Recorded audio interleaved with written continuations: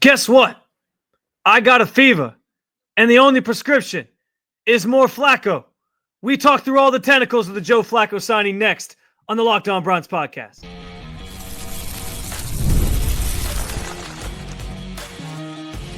You are Locked On Browns, your daily Cleveland Browns podcast. Part of the Locked On Podcast Network, your team every day. What's up, Dog Pound? I'm Spencer German, your host of the Locked On Browns podcast, and proudly covering your Cleveland Browns each and every single day in the land and on the road. That's right, Flacco fever is back in Cleveland. It's making the rounds. There is an epidemic going on of Flacco fever. He re-signs on a one-year deal worth $4 million.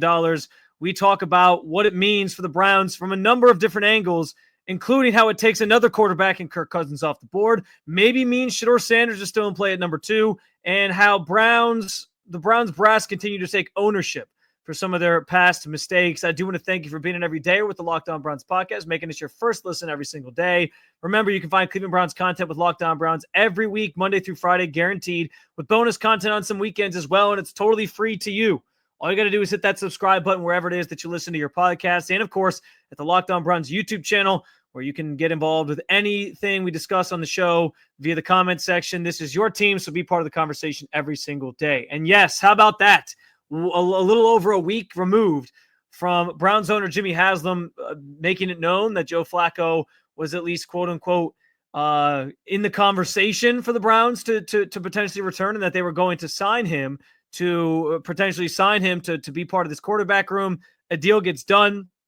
1 year, $4 million guaranteed with it's an incentive-based deal, so the chance to earn more money based on how he plays, performance, all those different things. Probably something tied to like how much he potentially plays for the Browns. It can be worth up to $13 million.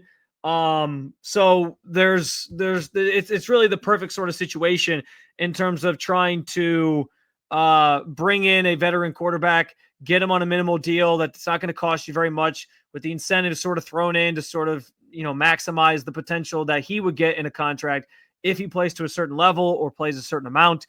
And it's what you could have asked for if you were looking for a veteran quarterback deal. I don't know if Flacco at this point is the quarterback that everybody wants, but what's interesting about this is, like, we know he's a fan favorite in Cleveland. 2023 was something of Cleveland sports lore, where he signed off the couch in week 12 and then comes out week 13 and actually starts and puts on, goes 4-1, puts on a passing clinic, and the offense looks incredible under him in certain moments. Yes, there's the sort of gunslinger mentality where he made some mistakes, and that reared its ugly head in the playoffs, but it was this magical run to the postseason, takes the Browns into the wild card round, and in an unforgettable season, and just some sort of magical moments that made him a fan favorite by the end of it all, and somebody that fans wanted to see back in Cleveland last year. And it didn't obviously come to fruition for certain reasons that we will get into a little later in the show. But I listen, this makes a lot of sense from a standpoint of like familiarity with the offense, having played with Kevin Stefanski before. It makes a lot of sense from filling out your quarterback room, given the options that are left. I don't know that anybody really is like really making you excited or getting you excited that was left on this board anyway. But I guess Flacco's the closest to that, because he's somebody that we have familiarity with here in Cleveland and who fans adored not so long, about a year ago, like just as recently as a year ago, they adored him.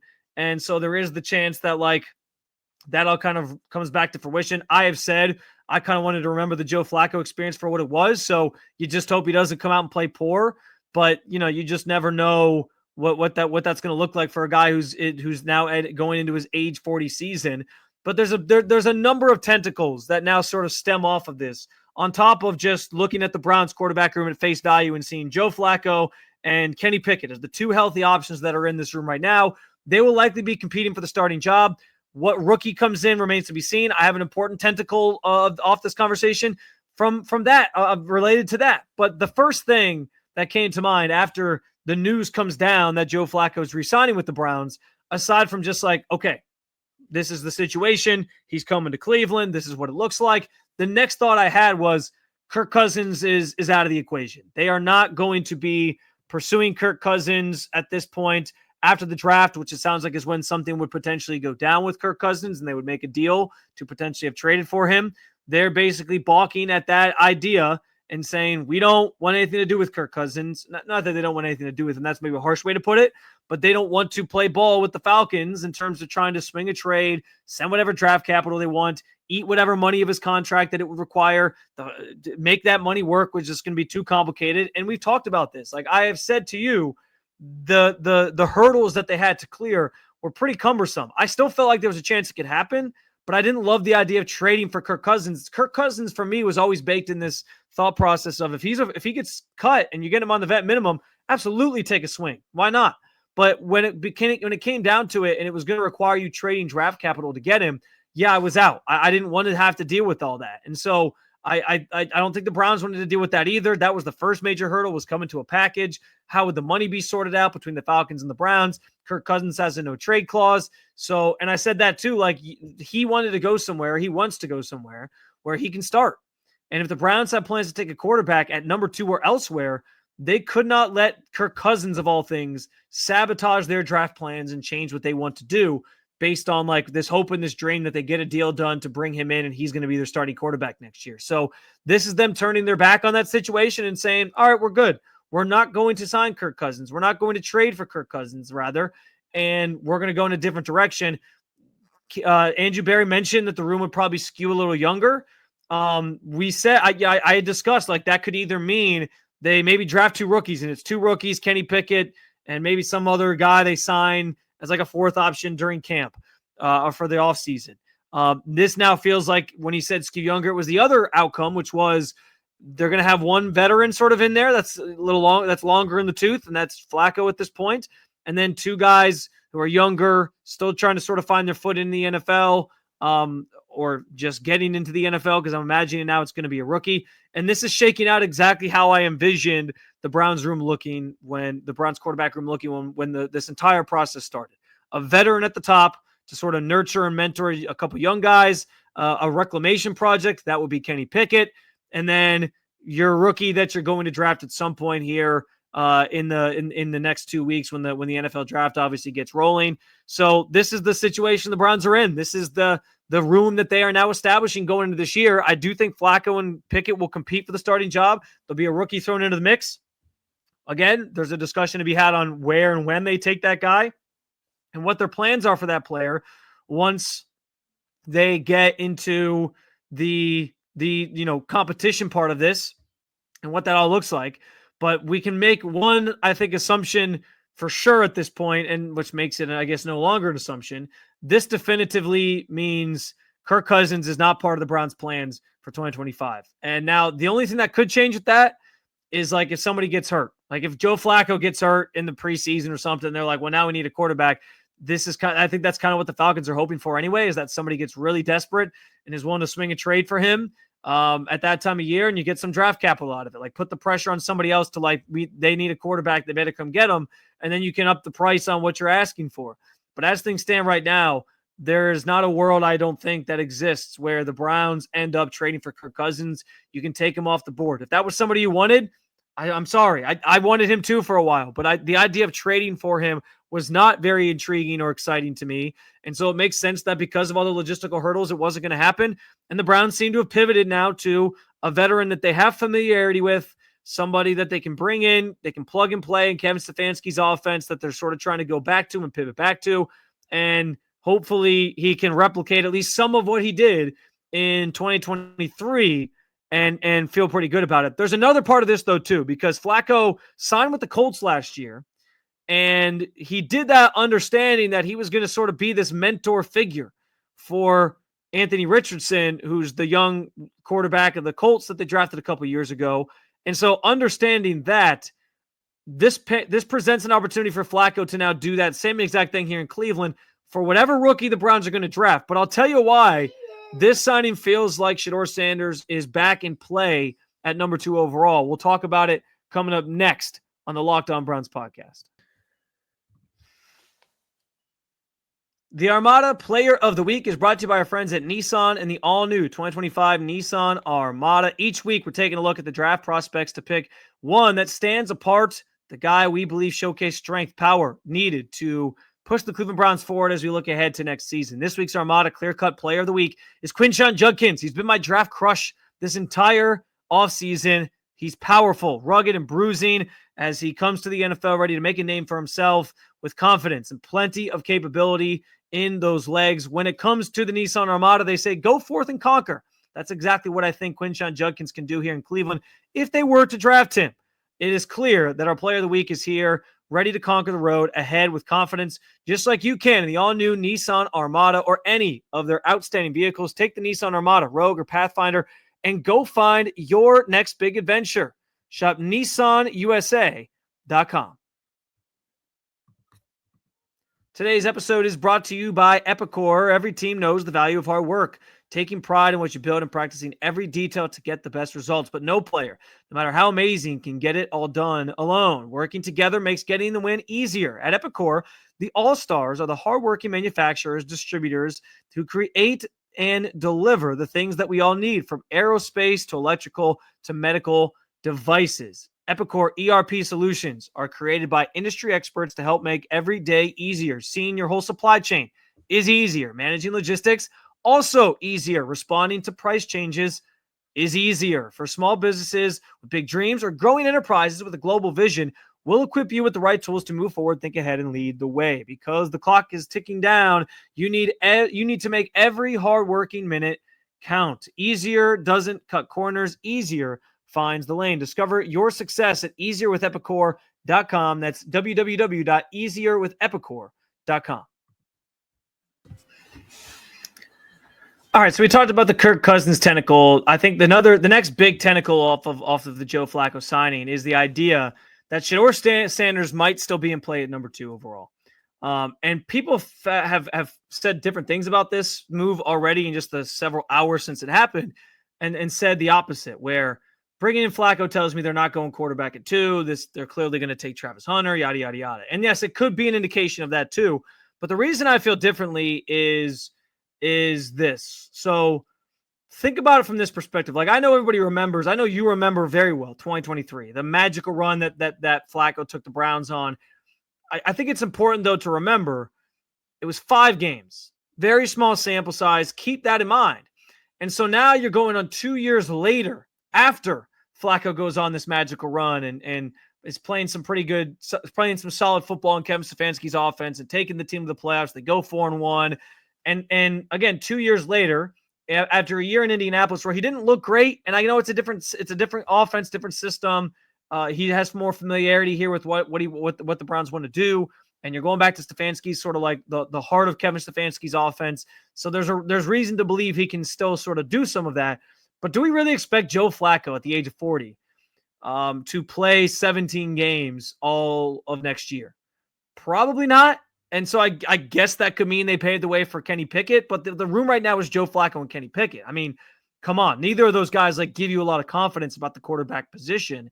And I know we're doing the same sort of thing with Aaron Rodgers, just in the NFL in general, talking at large about what he still has left in the tank as he's, in his age 40 season, and what that looks like. And people believe he still has something to give. Maybe Flacco does as well, but those are different caliber players, as we're all well aware. Joe Flacco versus Aaron Rodgers, to really know what you're going to kind of get here or expect that from both of them, especially at that age. I just don't think you don't sign Flacco with the expectation that he's going to make it through 17 games. Maybe the Browns think that way. I don't think that way. I don't envision him playing the entire season. And so because of that thought, this is why I say Shedeur Sanders might still be in play at number 2.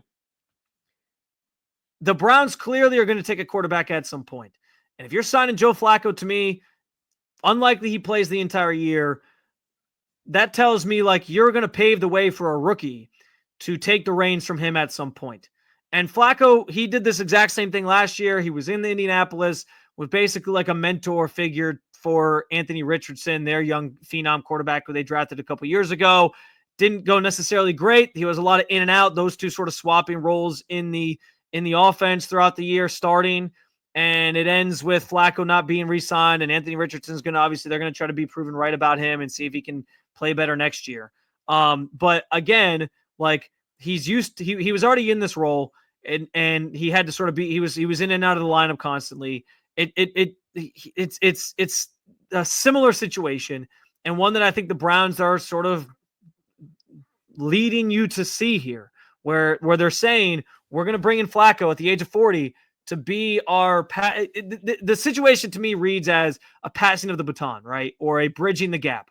You're signing Flacco for 1 year, incentive-based deal, see what he can do, see what he brings to the table, and pave the way for a rookie to take over at some point this year or in 2026. And so he's like passing, metaphorically passing that baton to that next quarterback, that next young quarterback that you believe in. And so, again, that's why I think Shedeur Sanders could still be in play.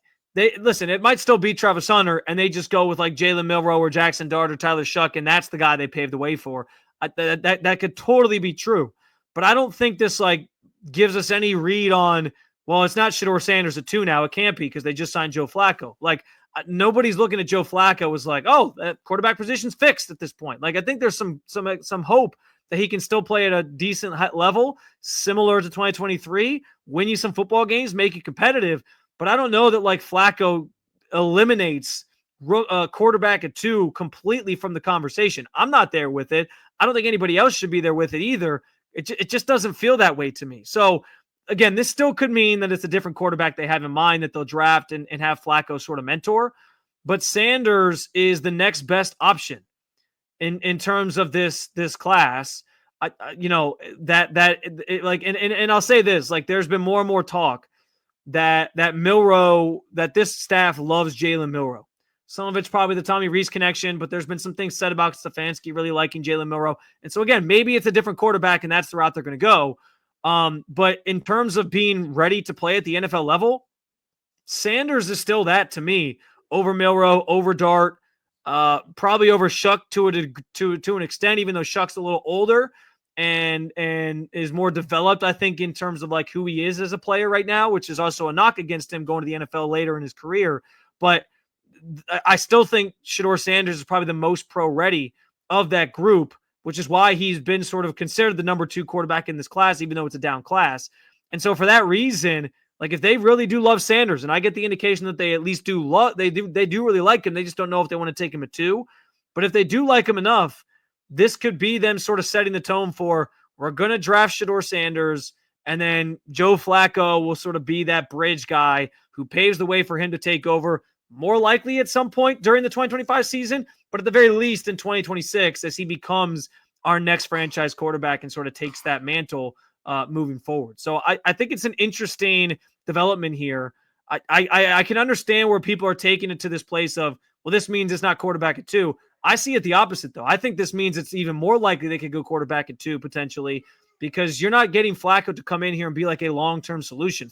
Or even Cousins could have been that to a degree, because you could have had Cousins, if you traded for him, for multiple years to sort of be the guy at the head of that group.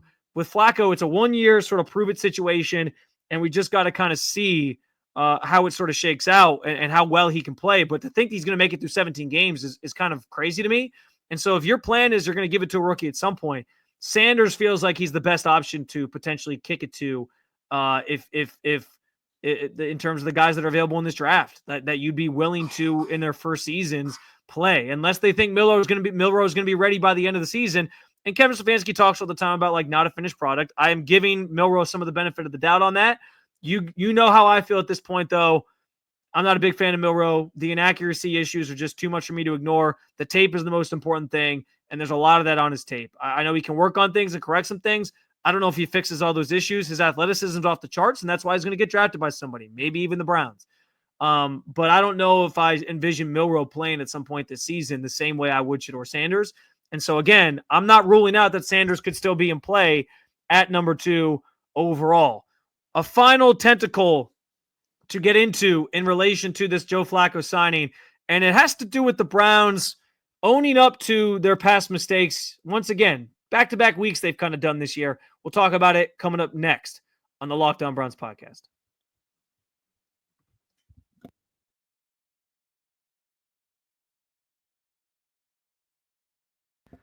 All right, so as I alluded to, in back-to-back weeks now, the Browns have kind of admitted and owned some of their past transgressions. You had Jimmy Haslam at the owners' meetings last week saying that the Deshaun Watson trade was a big swing and a miss, which he felt the need to respond to. That's a whole nother conversation. I wish that Deshaun Watson would just stop responding to everything. Like it does him no favors. Just move in silence is probably the best advice I think anybody could give Deshaun Watson at this point. But that's another conversation. Regardless, you had those comments from Jimmy Haslam. Also had Jimmy Haslam say, we're the owners of the team. It falls at our feet. If you're going to blame anybody, blame us for this trade not working out and for things going awry and for the disastrous situation that we're in that we're trying to dig ourselves out of now. So that was, I think, a really big touch point, a really big turning point for this organization to sort of own the mistakes and be able to say, all right, look, we're trying to do better now. We're trying to fix this thing and we're going to keep it moving. And I think everybody can start to move forward because of those. But we know last year when Joe Flacco was in the conversation as somebody that they should maybe bring back and re-sign, the big reason, as we now know, it's been well reported and vetted, as we know, the reason they didn't bring him back was because they were trying to make things as comfortable as possible for Deshaun Watson, who had a tough couple first years in Cleveland, the shoulder injuries coming back from that. Controversial figure, as we know. We know how Cleveland fans feel about him. Mixed reviews there. We know how fans around the NFL feel about him. Mixed reviews very much so there as well. And so because of all the baggage he comes with, and he was coming off of an injury, and I think they were starting to sense that, like, mentally there were some hurdles there for him to still clear, especially now that he was trying to bounce back from something else that's sort of derailed his career here. This one not of his own doing. The biggest thing, obviously, that happened to him was his own doing. But I think, like, they didn't want to create a situation where the second he played poorly, everyone's clamoring for Joe Flacco, and it creates just this outside sort of dark cloud that hangs over the organization where everybody wants somebody else to be out there, and they're, Sundays at the stadium, everyone's chanting for Flacco, and you got Deshaun Watson like feeling that and hearing that, and I like, to me, even admitting that, or even that the reporting on this, let us all know up front that the Browns are starting to get the sense that, like, Deshaun mentally was probably a little bit shot, or at least a little bit rattled in terms of, like, his ability to do this thing. And I know he keeps saying he's going to be better than before. He can say that all he wants. Until he does on the field, nobody believes that that's going to happen. And nobody believes that he's not mentally sort of just at this crossroads right now, and that things just aren't right in between the ears for him. I think it's pretty obvious. And so the fact that it was already well reported that they didn't bring Flacco back last year for that reason, they were trying to just cater to Deshaun and make him as comfortable as possible. I mean, that was a disaster in of itself, because you're basically saying, like, we're going to pass on an opportunity to bring somebody in who was successful for our organization and had us doing some things that we weren't doing before, had the offense playing better than it was prior to, and helps us get to the playoffs. We're going to pass on that because we want to make sure our quarterback feels good. Like, the football's it's a game, it's a sport. Like, it's all in the spirit of competition. And what's the phrase? This coach speak phrase would always be like, iron sharpens iron, right? Like, competition breeds success, or whatever. Like, all those different things that can be said. That they went the opposite of that. They were like, no, we got to make our quarterback feel as comfortable as possible in an adverse situation for him. And so we just want to stay away from that entirely. Now, though, a year later, they're re-signing Flacco, and they're basically telling you, like, yeah, maybe we should have brought him back last year instead of the Jameis Winston experience. And I'm not saying, like, people didn't enjoy, that was maybe the only enjoyable thing about last year was Jameis Winston giving you some great pregame speeches and great postgame quotes, and the occasional wins where he played well. And it was like, man, this is fun. Football's fun when your offense isn't anemic and literally historically bad. But again, this is a concession once again from this organization that they screwed up, that they probably should have brought Flacco back last year and had that sort of waiting in the wings behind Deshaun Watson if things went awry and if he got hurt the way he did, and that things maybe could have been a little bit better last year if that was the case. Because if they were truly just like, no, if it was truly about just like, yeah, we don't want to go that direction because we want the argument that they used was like, well, we wanted to be a little younger at the position, right? And Jameis Winston represented that similar style play as Flacco, but almost I mean, he's significantly younger in terms of like being in his early 30s than what Flacco is. And that was kind of the excuse they used, was like, we wanted to find somebody like that who was younger, who could be sort of a backup to Deshaun and could have some good rapport with him and whatever. And there's no indication that Deshaun and Flacco didn't have good rapport when Flacco was on the team, leading to them to the playoffs, and Deshaun was kind of going through his rehab process and showing up at the facility occasionally. There's no indication there was any bad blood there, but they just didn't want to make an awkward situation. And so they avoided it altogether. But who knows if things could have been a little bit different if Flacco would have been around. And I get it. Like, the pressure would have been there 100%. Those first 6 weeks when Deshaun was struggling mightily to produce anything in the way of competent offense, there would have been a lot of yelling and screaming and hooting and hollering for Joe Flacco, without question. But the organization is now telling you a year later, yeah, we still value this guy. We think he can still play for us. And I get it's a little different because your backs are against the wall right now with your quarterback situation. There's not a lot of good options out there. You've missed on a bunch of guys already. And so it's kind of slim pickings. But it's not like they had all these options at their disposal last year either. And the plan was that Deshaun was going to start. Like, you had Deshaun Watson as your starter regardless last year. Like, Flacco would have been fine as a backup option over some of the other guys that you maybe pursued or went after. So I don't know. It's interesting, though, that in the last 2 weeks, we've gotten this team sort of rewriting wrongs, if you will, of the biggest errors they've maybe made or blunders they've made in the last 4 or so years. So take that for what it is. I don't know if it means anything or if fans find solace in it, but 1 year later, Joe Flacco coming back to Cleveland, and that's the gist of today's conversation. So another episode down with you, Dog Pound. Thank you for joining me as always to talk about your favorite football team. We'll have plenty more to come next week. More ramifications of the Joe Flacco signing. What does it mean for the Browns? And what does it mean for their draft plans? I'm sure we'll get deeper into that conversation next week. So make sure you hit that subscribe button. Make sure Locked On Browns is your first listen every day. For your second listen, check out Locked On NFL Draft, or you can keep it local. Check out Locked On Cavs, Locked On Guardians.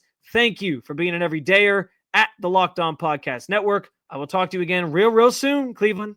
Have a good weekend. Peace.